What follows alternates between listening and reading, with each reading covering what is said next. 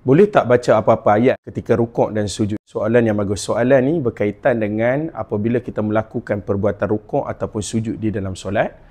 Maka kebiasaan masyarakat kita baca di antaranya Subhana Rabbiyal Azim ataupun Subhana Rabbiyal Azimi wa bihamdih ataupun Subhana Rabbiyal A'la wa bihamdih. Maka boleh tak waktu kita rukuk atau sujud kita tak nak baca bacaan ni, kita nak baca bacaan lain? Maka menjawab pertanyaan ini, pertama sekali kita kena tahulah perbuatan rukuk dan perbuatan sujud di dalam solat merupakan salah satu daripada rukun-rukun solat, iaitu yang dikategorikan sebagai rukun fi'li, iaitu perbuatan rukuk dan perbuatan sujud wajib.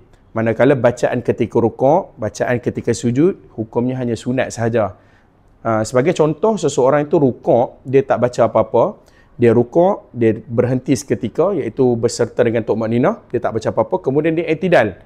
Dalam waktu dia rukuk, berserta tumakninah, dia tidak membaca apa-apa, ataupun pada posisi sujud, dia sujud, berserta tumakninah, dia berhenti seketika, dia tidak membaca apa-apa. Maka situasi ini solatnya sah, kerana perbuatan rukuk dan perbuatan sujud termasuk di dalam rukun fi'li, iaitu perbuatan yang wajib kita kerjakan di dalam solat. Itu pertama. Bacaan di dalam rukuk dan sujud adalah hukumnya sebagai sunat sahaja. Seorang boleh membaca ketika perbuatan rukuk, boleh membaca dengan bacaan yang kebiasaannya kita baca, Subhana Rabbiyal Azimi wa bihamdih, ataupun boleh juga dia baca Subhana Rabbiyal Azim tanpa menambah wa bihamdih. Timbul persoalan, boleh tak kita nak baca bacaan lain selain daripada bacaan yang kita biasa amalkan?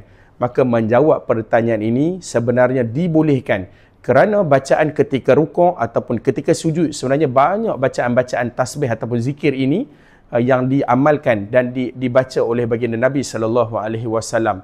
Salah satu contohnya diriwayatkan di dalam Sahih Al-Bukhari, baginda Nabi SAW membaca zikir yang sama ketika rukuk dan sujud, iaitu waktu rukuk membaca zikir yang sama, sujud membaca zikir yang sama. Zikir dia Subhanakallahumma Rabbana wa bihamdik Allahumma ghafirli. Maka ini menunjukkan kepada kita bahawasanya boleh kita mengamalkan apa-apa zikir, apa-apa tasbih ketika rukuk dan sujud, bukanlah tertakluk kepada bacaan Subhana Rabbiyal Azim ataupun Subhana Rabbiyal A'la sahaja. Maka menjawab pertanyaan, boleh tak kita nak tukar bacaan? Selagi mana bacaan itu bacaan yang diajarkan oleh Nabi, maka ianya boleh kita amalkan di dalam solat.